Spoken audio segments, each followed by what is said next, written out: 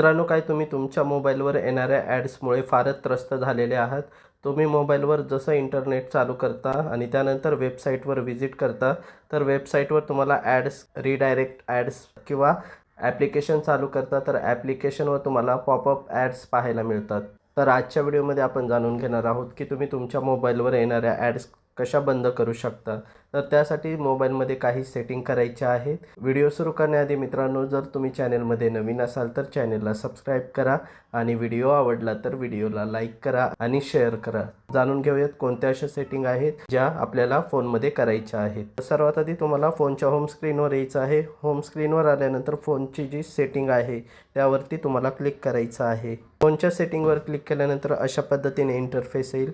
इथे तुम्हाला कनेक्शन्स या ऑप्शनवरती क्लिक करायचं आहे.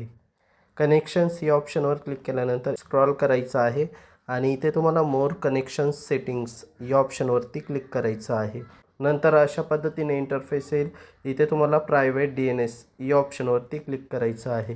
त्यानंतर इथे तुम्हाला 3 ऑप्शन पाहायला मिळतील. इथे तुम्हाला private DNS provider host name या ऑप्शनला सिलेक्ट करायचं आहे. त्यानंतर इथे तुम्हाला टाईप करायचं आहे dns.edgard.com dns.edgard.com हे टाईप केल्यानंतर तुम्हाला खाली सेव्हचा ऑप्शन पाहायला मिळेल.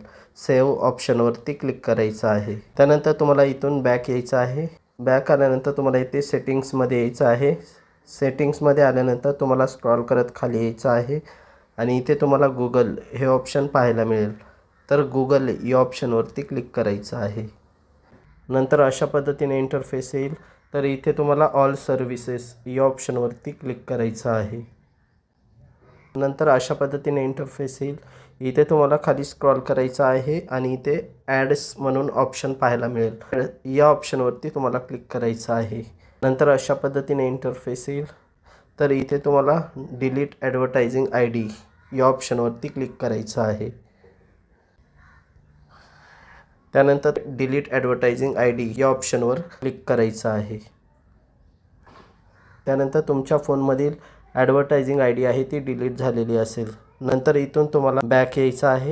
बॅक आल्यानंतर तुम्हाला मोबाईलच्या होम स्क्रीनवर यायचं आहे आणि त्यानंतर तुम्हाला इथे गुगलचं फोल्डर पाहायला मिळेल.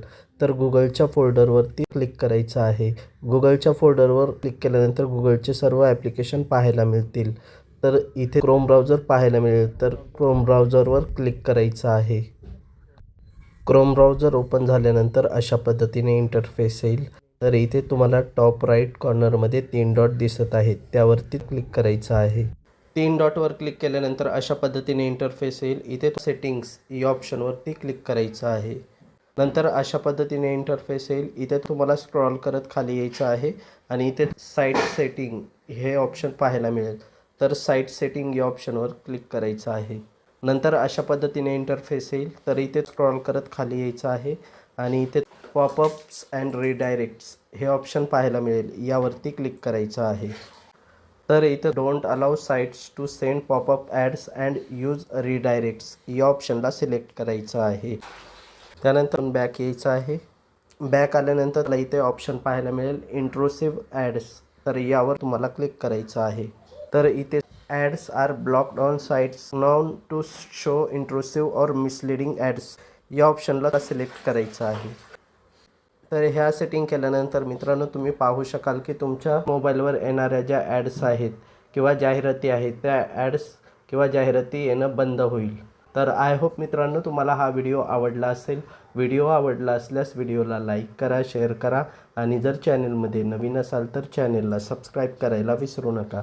चला तर भेटूया एका नवीन व्हिडिओमध्ये. तोपर्यंत जय हिंद, जय महाराष्ट्र.